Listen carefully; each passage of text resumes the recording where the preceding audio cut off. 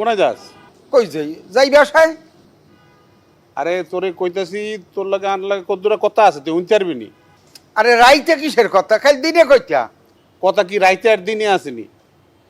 তুই যে একটা হোলা, একটা জারিগা, মনে করো যে জারিগা ফয়দা করছ, এতে এলাকার মধ্যে মনে করো যে এত ফাউল কাম করতেছে। এই মনির, কথাবার্তা যে কও একটু মাপো জোপো।